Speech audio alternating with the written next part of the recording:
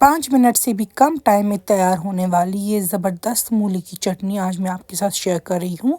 अगर कभी आपके घर पे सालन ना बना हो और आपको मन ना हो बनाने का, आप इसके साथ ही सारा चावल खा सकते हैं। यहाँ पे हमने 2 मूली ली है। इनको पहले हम अच्छे से वॉश कर देंगे। वॉश करने के बाद हम इनको प्रॉपरली क्लीन करेंगे। ऊपर के एंड्स भी काटेंगे, जो ये ग्रीन पोर्शन है इनका, और जो नीचे वाला पोर्शन है वो भी कट कर देंगे।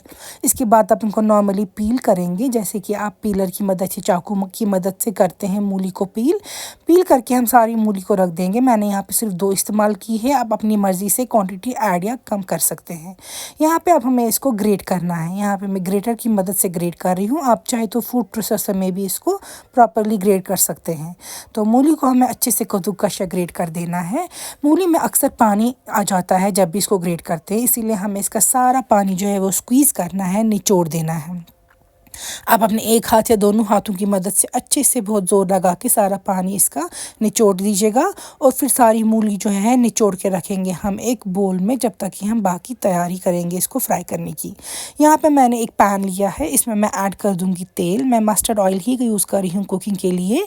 ऑयल की क्वांटिटी आप अपने मुताबिक कम ज़्यादा डाल सकते हैं। तेल जब गर्म हो जाएगा और उसकी स्मोक निकल जाएगी, तो पहले हम 1 चम्मच ज़ीरा इसमें डाल देंगे, साबुत ज़ीरा।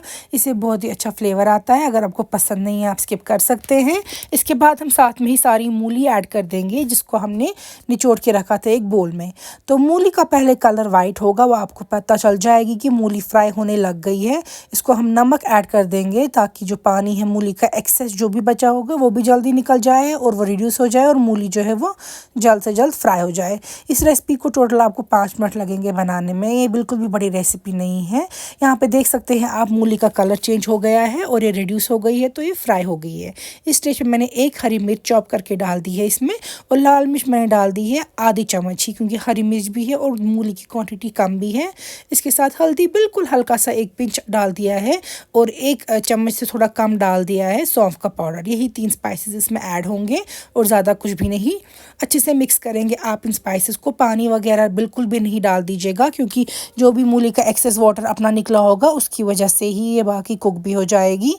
अच्छे से प्रॉपर्ली फ्राई होने पे हम इसको सेंटर में इस तरीके से होल बना देंगे, थोड़ी गैप बना देंगे। यहाँ पे मैं ऐड कर दूंगी अंडे इसमें, ताकि हम अंडे के साथ ये चटनी बनाएं। आपने पहली बार शायद देखा होगा इस तरीके से।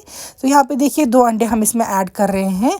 मूली और अंडों के साथ हम अच्छे से इसको फ्राई करेंगे। बहुत ही ज़्यादा टेस्टी और ज़बरदस्त बनती है ये, इसीलिए मैंने स्टार्ट में ही बोल दिया कि अगर आपको कभी सालन बनाने का मन ना हो तो आप इस चटनी के साथ भी अच्छे से लंच डिनर कर सकते हैं।